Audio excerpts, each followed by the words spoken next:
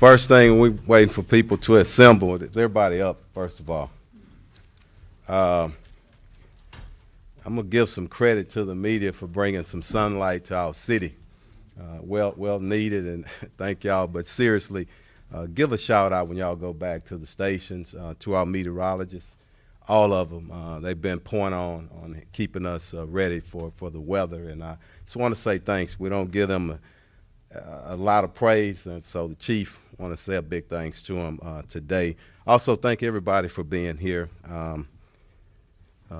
My commanders, my Chief of Staff, Commander Garcia, will translate in Spanish after I get through. Chief Policy Officer Jim Jones will address any technical issues, things that we cover here today. And also my senior exec team, thank y'all for being here. I didn't see a union here. They may or may not come in a little bit later. But again, thank everyone for being here.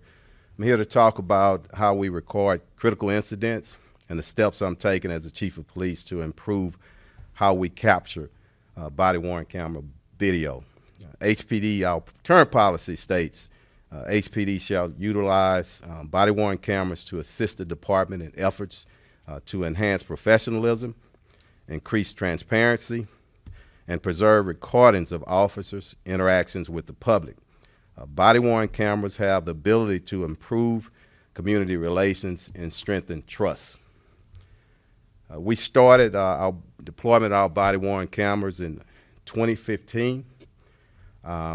Last year, 2023, we captured nearly 2.7 million videos documenting interactions with our public. Our commitment in March of 2021 to release video of critical incidents within 30 days has led to 83 critical incident videos.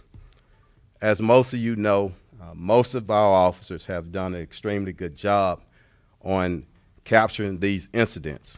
However, it's important that we safeguard our officers so that they can concentrate on making the scene safe, protecting the public, and also themselves.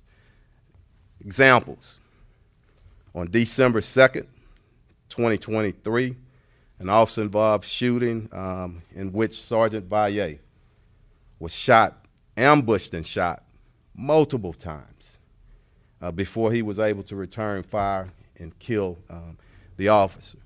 I just want to pause there just for a second. And our officers do a good job. We want to get whatever we can on these videos, and we want to do whatever we can in policies to make sure that we are capturing it. But just ask yourself, and don't answer my question, how can anyone up under that kind of fire go to record the incident? Just want us to be aware of that. The second incident we had was December the 17th of last year. 8 officers were responding to a robbery in progress in the 3300 block of Liberty Road.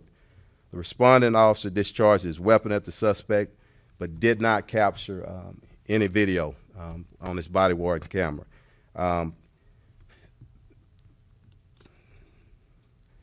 As all incidents, they're under investigation by our Special Investigative Unit, our Internal Affairs Division, and also the Harris County DA's office.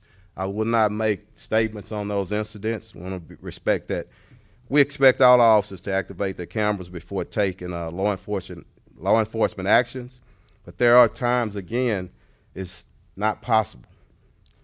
Officers should be more concerned, about whether they capture, officers should not be more concerned about whether they capture an incident on the video than, again, protecting themselves or the general public. This is why on December 21st, 2023, I announced that the department would activate a feature on our body-worn cameras called Record After the Fact.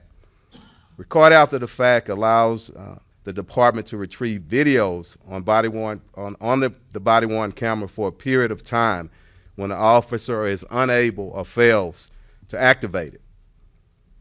The decision to use the record after fact technology came about months of discussion. Come on up. With our union and officers all across our police department. We all know if I go to anybody in this room and say I'm gonna place a camera on you and it's gonna be on standby mode and it's recording constantly, that's gonna bring up some anxiety to you. And I'm respectful of our officers and their concerns on that. The privacy concerns. If you're in a restroom, we got to work those policies out, and we're still in the process of working on this policy. But as of December 21st, that thing is on. That we can grab that information or the footage if we need it. So just wanted to say that the use of the features also requires, in state law, we cannot capture 24/7 of an officer while they're on duty, and especially when they're not taking a police action, okay? And just want to be clear on that. The final thing I want to say before I turn it over for translation, even as we move, and we're always looking at the critical ways that we can be better in capturing footage on critical incidents, it's not perfect. There's still probably going to be incidents where we don't capture. But we certainly, by doing this and introducing this record after the fact, it's certainly going to increase the likelihood that we capture what we need. Commander?